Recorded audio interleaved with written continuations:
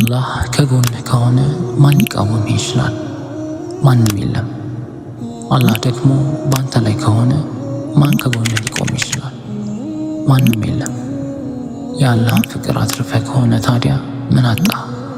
ምንም። የአላህን ፍቅር ካጣህ ደግሞ በእርግጥ ምን አገኘህ? ምንም። በአላህ ፍቅር የተነሳ የምታገኛቸው ውጤቶች፣ ጥቅሞችና ልዩ መብቶች ስፍር ቁጥር የላቸውም። አላህ ከወደደ ፍቅርህን በሰዎች ልብ ውስጥ ያኖራል። ሰዎች ደግሞ ይወዱህ ዘንድ ይህ በዋጋ የማይተመን ጥቅም ነው። አስበው፣ በዙሪያ ባሉ ሰዎች ሁሉ መወደድህ። አላህ ሲወድህ ጥበብን ይለግስሃል። ማንም ጥበብ የተሰጠው ከሆነ እርሱ በእርግጥ ብዙ መልካም ነገር ተሰጥቶታል ማለት ነው። ጥበበኛ ሰው በትንሽ ገቢ ይደሰታል፣ ይረጋጋል። ጥበበኛ ያልሆነው ግን ያልተገደበ ገቢ የሚኖረው እንኳን ሊሰቃይ ይችላል።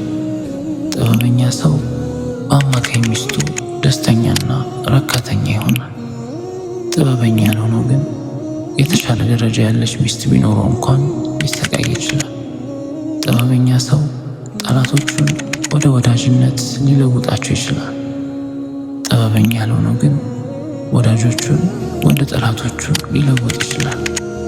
አንድ ሰው ከአላህ ዘንድ ጥበብ በተሰጠው ጊዜ በዋጋ የማይተመኑ ነገሮችን ያገኛል። ጥበብም የሚሰጠው አላህ ለሙእሚኖች ለእምነታቸውና ለጽድቃቸው እንደ ሽልማት ሲሆን፣ ጥበብ ደግሞ እርሱ ከሚሰጣቸው የአላህ ፍቅር ጥቅሞች አንዱ ብቻ ነው። አላህ ጥበብን ሲሰጥህ ሰኪናን ወይም መረጋጋትን፣ ሰላምን ይለግስሃል። ሰኪና ወይም መረጋጋት ለሰውየው ከፍ ያለ ደረጃ ይሰጠዋል። ይህም እርካታን፣ ደስታን፣ ብሩህ ተስፋን፣ ጥንካሬ፣ በራስ መተማመንን፣ ትክክለኝነትን፣ ትክክለኛ አመለካከትን ይሰጠዋል። ይህ ሰኪና፣ ሰላምና መረጋጋት ያለ ሁሉ ይህ ብቻ ቢሆን እንኳን ደስታን ይሰጣል። ነገር ግን ካጣኸው ሌላ ሁሉ ቢኖርህ ትሰቃያለህ። አንድ ሰው በሀብት፣ በጤና፣ በጥንካሬና በእውቀት ብልህነት ሊባረክ ይችላል። ግን ጥበብ ከጎደለው በእርግጥ እጅግ የተጎሳቆለ ነው። አላህ ጤናን፣ ብልህነትን፣ ሀብትንና ውበትን ለብዙዎች ይለግሳል። ግን ጥበብን የሚሰጠው ለመረጣቸው ባሮቹ ብቻ ነው።